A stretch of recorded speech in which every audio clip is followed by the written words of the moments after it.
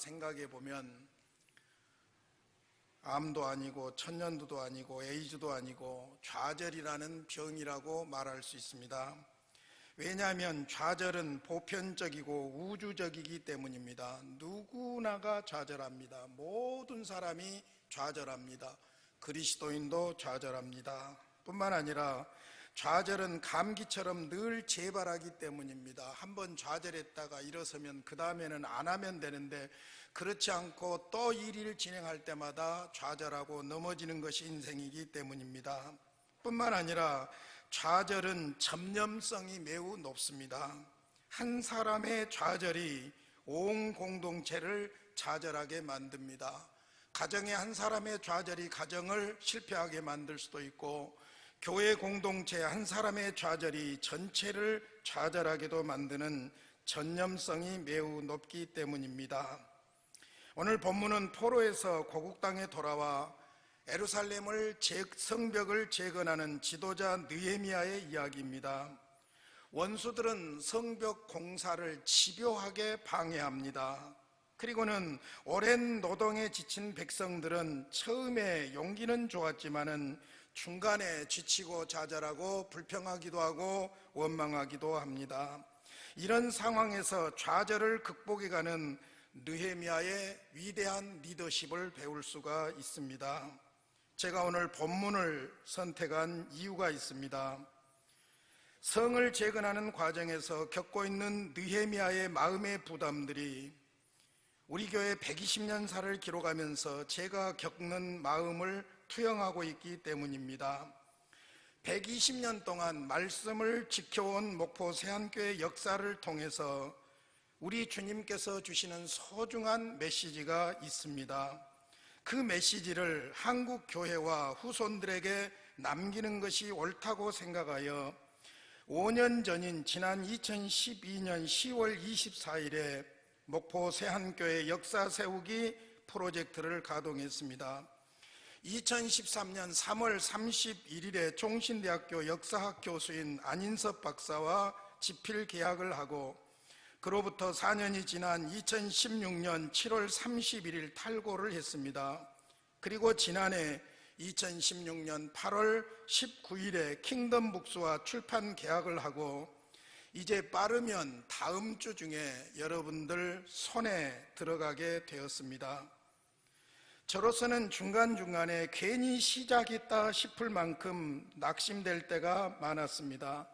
이미 100년사와 110년사를 실패하는 두 번의 아픈 실패의 경험이 있기 때문에 더 두려웠습니다. 가장 중요한 당회록이 분실되었고 그래서 난처에 처할 때가 있었을 뿐만 아니라 온몸으로 뛰어야만 했습니다. 솔직히 정신적으로는 예배당을 짓는 일보다 더 힘들고 어려운 작업이었습니다. 그러나 본질적인 것을 생각해 보면 예배당을 짓는 일보다 더 소중한 일이기도 했습니다. 여러 가지 어려움 속에서 성벽 재건을 성공하게 하신 하나님께서 우리에게도 은혜를 주셔서 이제 기념비적인 목포 세안교회 120년사가 탄생하게 되었습니다. 그래서 오늘 저는 본문을 통해서 좌절을 극복하는 법을 배우고 우리 모두가 순간순간 닥쳐오는 좌절의 순간에도 낙심하지 말고 굳게 서서 하나님께서 우리를 통해서 이루시고자 하시고 하시고자 하시는 그 일을 이루어가는 승리하는 그리스도인들이 되시기를 주님의 이름으로 축원합니다. 먼저 좌절의 원인을 알아야 합니다. 본문에서 좌절의 원인을 4가지로 분석해 보도록 하겠습니다. 왜 그들이 좌절했는가? 첫 번째로는 피곤했기 때문입니다. 산발락과 도비아와 아라비아 사람들, 암몬 사람들, 아스돗 사람들의 방해에도 불구하고 그들은 한 마음이 되어서 하나님께 기도하면서 열심히 노력하여 성을 쌓았습니다.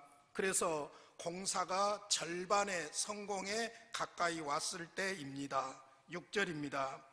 이에 우리가 성을 건축하여 전부가 연결되고 높이가 절반에 이르렀으니 이는 백성이 마음 들여 일을 하였음이니라. 백성들이 마음을 하나로 뭉쳐서 성벽 재건하는 일을 하는데 절반쯤 성공했을 때, 이때의 문제입니다. 절반쯤 왔을 때, 이때 그들은 힘이 다 빠졌습니다. 10절입니다.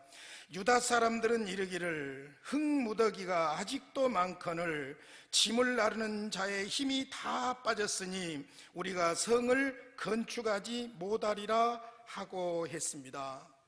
우리가 힘이 다 빠져서 그랬어요. 무엇 때문이냐면은 무너진 흙무더기, 성벽, 돌, 흙더미들 이런 것들이 치워도 끝나지 않아서 짐을 나르는 자의 힘이 다 빠졌다고 말하고 있습니다. 피곤은 영적인 문제가 아니고 사실은 현실적인 문제입니다. 그들은 너무나 장시간 일을 해서 육체적인 힘이 다 빠진 것입니다. 그들은 피로하여 육체적으로 감정적으로 힘이 다 소모된 상태였던 것입니다. 우리가 흔히 좌절의 문제를 영적인 문제라고만 생각하는 사람들이 있습니다. 그러나 좌절은 육체적인 피곤에서부터 시작된다는 사실입니다. 이것은 지극히 육신을 가진 우리 인간에게 있어서 현실적인 문제인 것입니다. 그러므로 사람이 피곤하고 지치면 계속해서 헌신하는 것이 답이 아니라 침실로 가서 쉬는 것이 영적인 일이라고 말할 수가 있을 것입니다. 저는 하나님께서 주신 장점이 하나 있어요. 그게 뭐냐면 힘들고 지치고 피곤하면 잡니다. 너무너무 고통스러운 문제가 있을 때는 누워도 잠이 오지 않지만 그래도 잡니다. 근데 참 희한한 것은 자고 일어나면 정신이 맑아지고 회복되는 것을 느낄 수가 있어요. 나나 여러분이나 육체를 가지고 있는 인생이기 때문에 육체가 피곤하고 지치고 장시간 쉬지 못하면 그 피곤 때문에 좌절할 수도 있다는 것이죠. 우리가 등산할 때 이런 경험을 합니다. 오늘은 내가 반드시 정상을 목표로 올라가리라. 그렇게 해서 올라가는데 중간쯤 이상 가게 되면 두말할 것 없이 힘들고 피곤하지요. 그럴 때 우리는 그 힘든 것 때문에 우리 자신에게 타협을 합니다. 꼭 정상까지 가야만 되냐? 오늘은 이만큼 운동했으면 됐다. 거기다 이제 더 고상한 척 하려고 하면은 하나님의 뜻이 오늘은 정상까지 가는 것이 아닌 것 같다. 그렇게 타협하면서 올라가다가 그냥 내려옵니다. 사실은 그것은 영적인 문제가 아니라 육신이 피곤하고 산을 더 이상 오를 수 없는 피로 때문에 오는 원인이라고 볼 수가 있는 것입니다. 우리에게 항상 이런 일은 있습니다. 어떤 일이 중반쯤 갔을 때, 그때가 사실은 어려울 때예요. 그동안 잘 참고 인내하고 일해 왔는데 중간쯤 와서 너무너무 힘이 드니까 그로 인해서 좌절할 수도 있다는 것입니다. 그래서 사실 주의 일하는 사람들은 육체적인 건강관리와 피곤을 잘 관리해야 할 줄로 믿습니다. 두 번째 좌절의 원인은 목표에 대한 초점을 상실했기 때문입니다. 10절을 다시 보겠습니다. 유다 사람들은 이르기를 흙무더기가 아직도 많거늘 짐을 나르는 자의 힘이 다 빠졌으니 우리가 성을 건축하지 못하리라 하고, 여기에 흙무더기가 무엇입니까? 70년 전에 바벨론이 예루살렘을 파괴시킬 때 불타고 무너지고 쓰러진 엄청난 흙무더기, 돌무더기, 쓰레기라고 볼 수가 있습니다.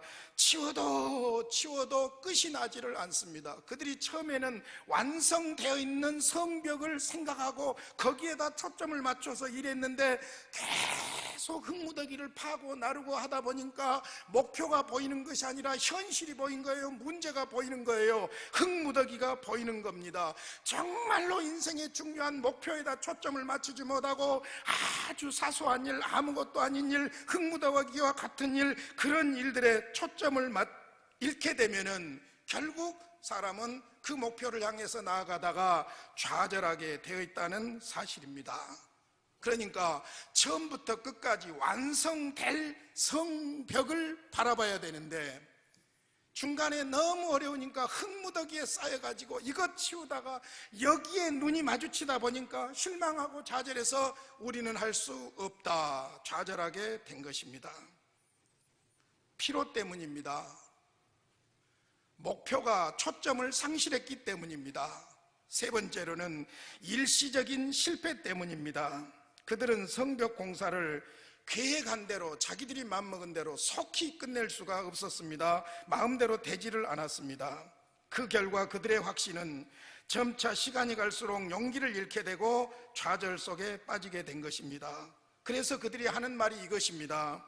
우리가 성을 건축하지 못하리라. 여러분, 어떤 우리가 계획을 세우고 그 목표를 향해서 나아갈 때에 한두 번의 실패나 실수가 없을 수는 없는 거예요. 그런데 그것 때문에 좌절해 버리는 여기에 문제가 있다는 것입니다. 우리 교회 120년사를 진행하면서 저를 두렵게 했던 것은 100년사도 중간에 실패했고 110년사도 실패했어요.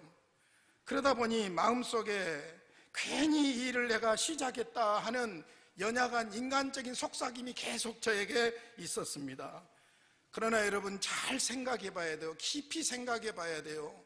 구체적으로 생각해 봐야 돼요. 우리가 어떤 일을 이루어가는 과정에서 실수 한 번 없고 실패 한 번 없이 이 일을 완성하는 법은 없는 것입니다. 중간에 실수도 있습니다. 시행착오도 있습니다. 실패도 있습니다. 그런데 오히려 그것들이 더 우리로 하여금 확실하게 목표를 향해서 나아가게 하는 원인 제공이 되는 것을 볼 수가 있는 것입니다. 그러므로 어떤 관점으로 문제를 보느냐, 이것이 우리 그리스도인들에게 있어서 아주 중요한 요소인 것입니다. 누구나 언제나 어디서나 무엇을 하든지 어려움은 있는 법입니다. 한두 번의 실패쯤이야 있는 겁니다. 그것 때문에 내가 이 일을 할 수 없다 좌절하는 것은 그리스도인의 자세가 아니라는 것입니다. 마지막 네 번째로는 무엇보다도 그들 마음속에 자리 잡은 두려움 때문이었습니다. 11절입니다. 우리의 원수들은 이르기를 그들이 알지 못하고 보지 못하는 사이에 우리가 그들 가운데 달려들어가서 살육하여 역사를 그치게 하리라. 성벽은 안전과 방어를 의미하기 때문에 원수들은 성벽 건축이 완성되기를 원하지를 않았습니다. 그래서 원수들은 유대인들을 첫 번째 비난하더니 다음에 조롱합니다. 마지막에는 위협까지 합니다. 그 위협이 바로 오늘 11절입니다. 원수들은 말하기를 그들이 알지 못하고 그들이 보지 못하는 사이에, 무슨 말입니까? 몰래 급습해가지고 그들 가운데 들어가서 그들을 살육하여 역사를 그치게 하자, 그렇게 협박 공갈을 하고 있는 것입니다. 이 말을 들은 백성들은 두려워하며 좌절했습니다.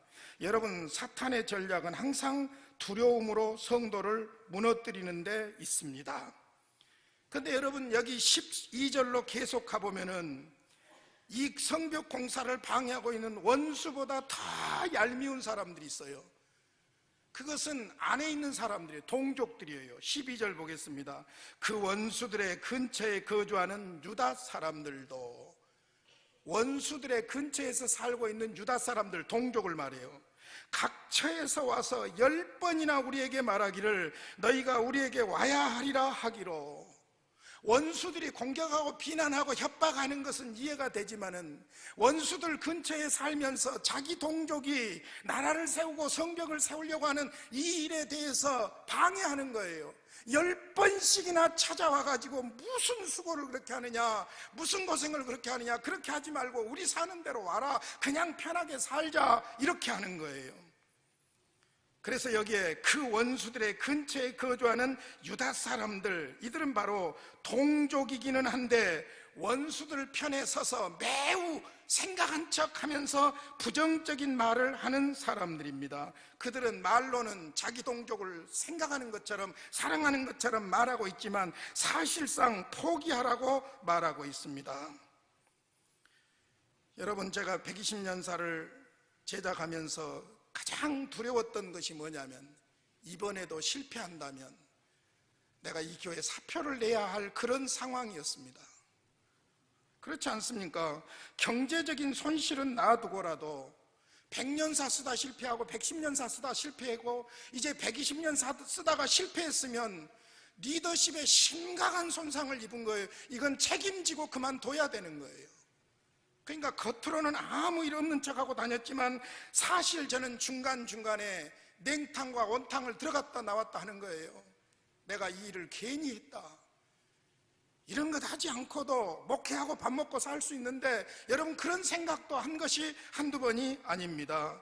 중요한 것은 여러분 원수들이 두렵게 하는 것도 문제지만은 안에서 동족들이 실패하게 하는 여기에 더 큰 문제가 있는 것입니다.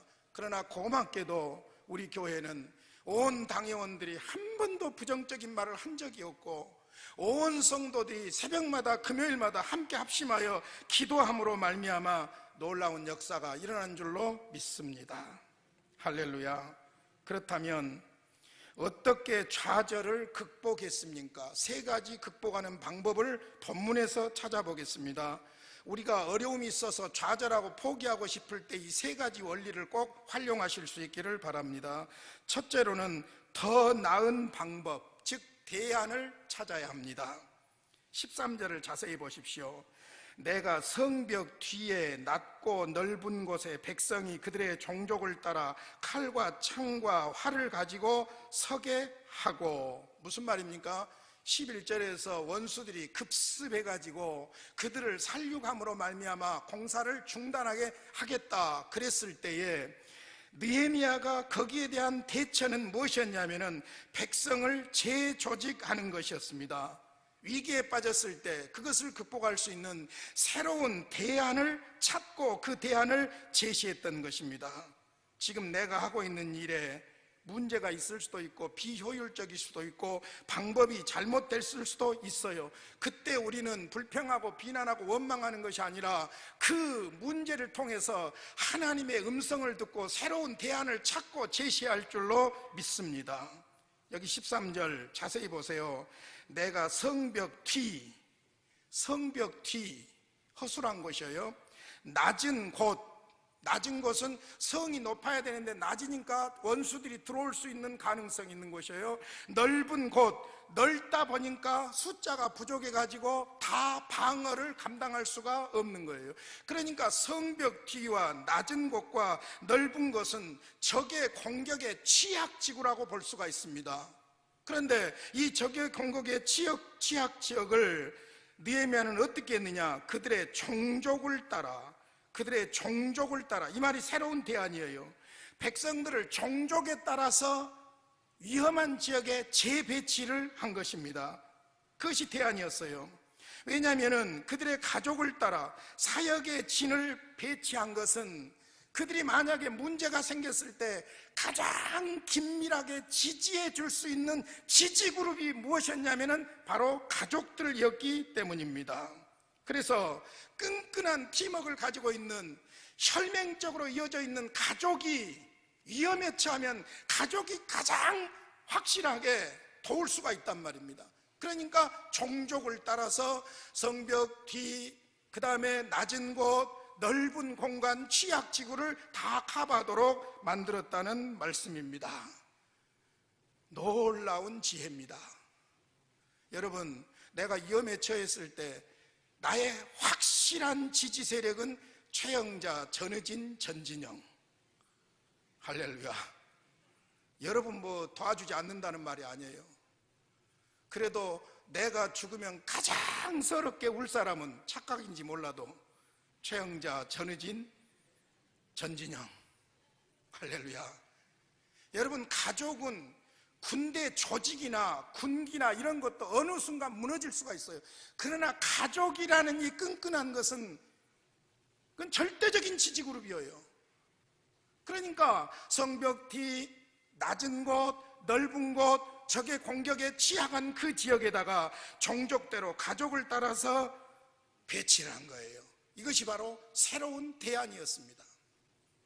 느헤미야는 이 어려움 속에서 새로운 대안을 찾았고, 그래서 함께 지지그룹과 함께 이 어려움을 극복하면서 성벽 재건하는 공사를 좌절하지 않고 계속할 수 있게 했던 것입니다.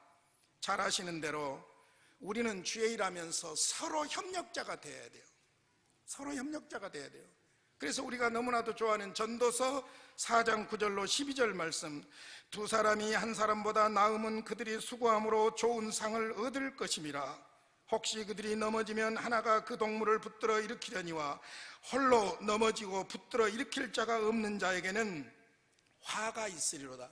세상을 자기 입식대로 자기 혼자 자기 고집대로 살아가는 그 저주라는 거예요. 저주. 화가 있으리로다. 두 사람이 함께 누우면 따뜻하거니와 한 사람이면 어찌 따뜻하랴. 한 사람이면 피하겠거니와 두 사람이면 맞설 수 있나니 세 겹줄은 쉽게 끊어지지 아니하리라.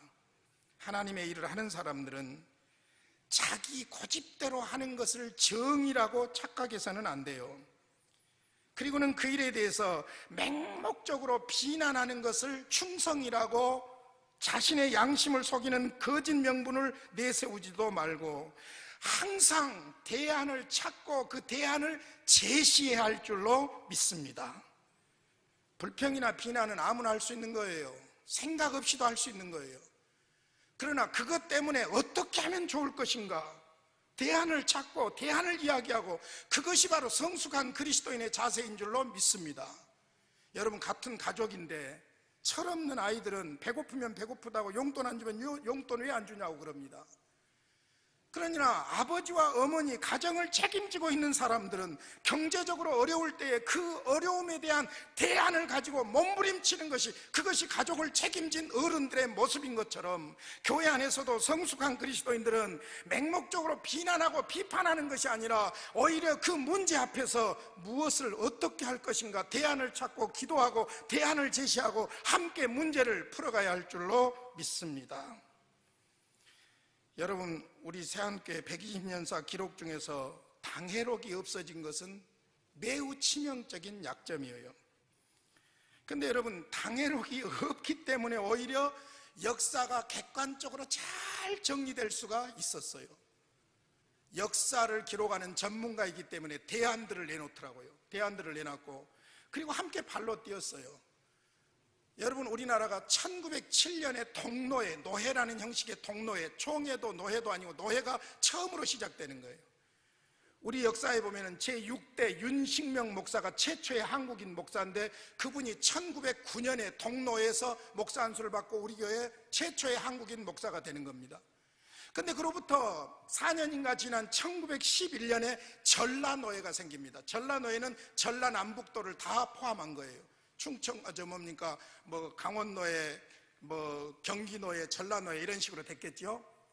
그런데 1911년에 전라노회가 생겼는데, 이게 나중에 이제 1917년에 6년 후지요. 17년에 전남노회와 전북노회로 나눠집니다. 전남노회가 전북노회로 두 개로 나눠집니다. 전북노회는 충남 이남까지 다 포함하고 있었어요. 그리고 전남권, 이렇게 전라노회가 전남 전북노회로 나누어지게 됩니다. 수가 많아지니까요. 그런데 그로부터 20, 30년이 지난 후에 1946년에 36회 전남노회가 광주중앙교회에서 열리는데, 광주중앙교회 전남노회에서 전남노회가 너무 비대하니까 노회를 분리해주자 해가지고 목포노회를 분리를 결의합니다. 그래서 1947년에 목포노회가 최초로 생기는데, 그 최초로 생긴 목포노회의 임원 중에 회계가 김재현 장로, 장소가 양동교회예요. 그 양동교회가 바로 우리 교회예요. 그러니까 목포노회 태동이 양동교회에서 되고, 최초의 회계가 바로 우리 김민숙 권사님의 아버님 되신 김재현 장로님이 회계가 되는 거예요. 그때가 1947년입니다. 그러니까 1947년으로부터 시작해서 목포의 모든 노예는 가지치기로 연결되는 거예요.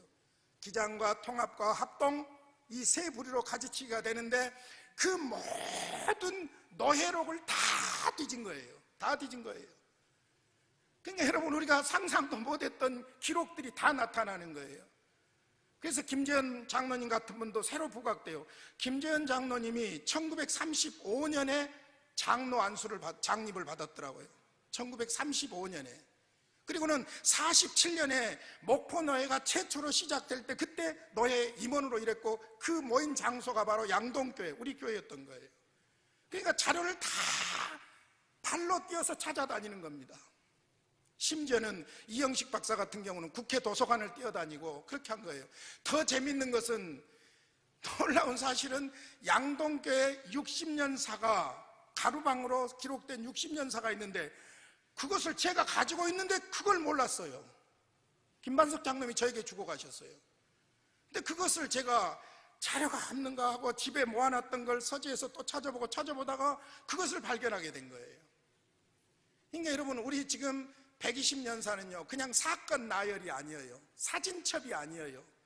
역사학자가 역사적인 관점으로 목포 세안교회를 사도들이 전해준 복음, 그때로부터 시작해서 종교개혁으로, 그리고 계속해서 말씀을 지켜온 그 사관을 정확하게 기록하고 있는 하나의 논문집이에요. 그래서 각 줄을 일일이 다 달아가지고 120년사를 기록하게 된 것입니다.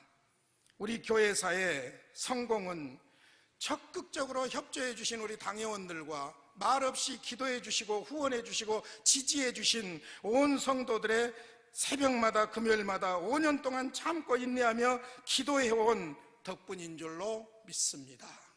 할렐루야. 배워야 돼요. 비난하는 것부터 하지 말고, 비판하는 것부터 하지 말고 대안을 제시하세요. 대안을. 혼자 똑똑한 척하지 말고 대안을 제시하세요. 대안을. 기도하면서 하나님 앞에 무릎 꿇고 성령의 인도하심을 받고 대안을 이야기하면 하나님께서는 대안을 이야기하는 그 사람을 통해서 역사를 이루실 줄로 믿습니다. 두 번째로는 진정한 내 인생의 지도자를 기억해야 합니다. 14절 같이 읽겠습니다. 시작. 내가 돌아본 후에 일어나서 귀족들과 민장들과 남은 백성에게 말하기를, 너희는 그들을 두려워하지 말고 지극히 크시고 두려우신 주를 기억하고 너희 형제와 자녀와 아내와 집을 위하여 싸우라 하였느니라. 귀족들과 백성의 리더들과 남은 백성들, 그들에게 말하기를, 느헤미야가 돌아본 후에 말입니다. 두려워하지 말라. 누구를? 그들을 두려워하지 마라. 그들을 두려워하지 말고 지극히 크시고 두려우신 하나님을 기억하라. 할렐루야. 여기에서 주를 기억하고라는 말씀의 의미는 자신을 다시 주님께 맡겨라 그 말이에요. 기억해라 그 말은. 주님으로부터 생각이 떠났어요. 좌절하고 있어요. 낙심하고 있어요. 그 생각을, 그 기억을 다시 주님께로 맡기라는 것입니다. 이것은 하나님의 영적인 권능을 더욱 의지하라는 뜻입니다. 우리가 하나님과 관련해서 꼭 기억해야 될 세 가지 시제가 있어요. 첫째는 과거에 나를 향하신 하나님의 선하심을 기억하십시오. 할렐루야. 나를 구원하시고 내가 어렵고 힘들 때에 도와주시고 인도해 주셨던, 지금 신사인 척 숙녀인 척 하지만은 과거에 여러분 우리가 참 초라한 역사들이 있어요. 저도 늘 말하지만 저는 어렸을 때 소띠끼던 소년이었어요. 볼품없는 사람이었어요. 과거에 나에게 선을 베풀어 주시고 구원해 주셨던 하나님의 은혜를 기억하시기를 바랍니다. 뿐만 아니라 현재 삶 속에서 함께 하시는 하나님을 기억하시기를 바랍니다. 과거에만 아니라 지금도 하나님은 나와 함께 하십니다. 내 감정과 내 느낌과 상관없이 주님은 함께 하십니다. 뿐만 아니라 미래에도 공급하실 하나님의 능력을 기억하시기를 바랍니다. 하나님을 기억하고 승리하기 위해서는 어떻게 해야 됩니까? 하나님의 말씀을 기억해야 됩니다. 하나님의 말씀을 기억하는 것이 하나님을 의지하는 거예요. 말씀을 통해서 하나님의 음성을 듣기 때문입니다. 하나님께서는 우리에게 말씀하십니다. 만일 하나님이 우리를 위하시면 누가 우리를 대적하리요? 로마서 8장 31절입니다. 그 무엇도 우리를 하나님의 사랑에서 끊을 수 없다고 말씀하십니다. 빌립보서 4장 13절에서는 내게 능력 주시는 자 안에서 내가 모든 것을 할 수 있다고 말씀하십니다. 그러므로 문제만 보고 사람만 보면 낙심하고 실망하지만은 우리의 진정한 인생의 목자요 지도자요 주인이신 주님을 바라보게 되면 좌절의 상황에서도 다시 일어날 수 있는 줄로 믿습니다. 그러므로 주님을 기억하십시오. 마지막 세 번째로 좌절과 싸워야 합니다. 다시 14절을 보겠습니다. 내가 돌아본 후에 일어나서 귀족들과 민장과 남은 백성에게 말하기를, 너희는 그들을 두려워하지 말고 지극히 크시고 두려우신 주를 기억하고, 그 다음 말입니다. 너희 형제와 자녀와 아내와 집을 위하여 싸우라 하였느니라. 너희 형제와 자녀와 아내와 집을 위하여 싸우라. 좌절을 대적하여 싸우라는 말씀입니다. 느헤미야의 말의 의미는 무엇이냐면 그대로 포기하고 무너지지 말고 죽더라도 싸워보고 죽어라는 거예요. 그러니까 좌절과 싸우라는 의미인 것입니다. 포기하지 않고 하나님을 의지하고 말씀을 붙잡고 격려를 받으며 계속해서 기도하며 지혜를 구하며 나아가면 하나님께서 우리에게 주신 선한 목적들을 이루게 될 줄로 믿습니다. 목포세안교회 120년사를 출판하게 하시는 하나님께 감사를 드립니다. 5년 동안 저는 찬물과 더운 물을 드나드는 심정이었습니다. 역사를 통해서 말씀하시는 하나님의 메시지를 정리하여 후손에게 전하는 일은 성을 건축하는 일보다 중요했고 또 어려웠습니다. 실제로 예배당 건축과 버금가는 시간이 걸렸습니다. 기록해야 한다는 당위성에는 가슴이 뛰었지만 현실은 자료도 부실하고 여러 가지로 암담했습니다. 그러나 실망하지 않고 계속 추진했더니 하나님께서 놀라운 열매를 주셨습니다. 두고 보십시오. 장담컨대 한국 교회사 사상 가장 탁월한 개교회사로 남을 겁니다. 실질적으로 지금 현재까지 100년사는 있고 110년사는 있어도 개교의 120년사는 없습니다. 말씀을 마칩니다. 위대한 사람은 특별히 인내하는 마음을 가진 평범한 사람입니다. 위대한 사람은 특별히 인내하는 마음을 가진 평범한 사람입니다. 그들은 꾸준히 버티며 결코 포기하지 않는 사람들입니다. 나와 여러분이 그런 위대한 인물들이 되시기를 주님의 이름으로 축원합니다. 우리 아버지 감사합니다. 감사하고 감사합니다. 세상 살아가면서 중간에 의지가 꺾여서 포기하고 싶을 때가 많았지만 그때그때마다 함께 하시고 다시 일어서게 하시며 부족하고 연약하지만 주의 뜻을 이루게 하시니 감사합니다. 우리 목포세안교회 온 식구들이 주님을 바라보며 인내하게 하여 주시옵시고 좌절과 싸우게 하여 주시옵시며 반드시 승리하는 하나님의 자녀들 되게 하여 주시옵소서. 예수님의 이름으로 기도하옵나이다. 아멘.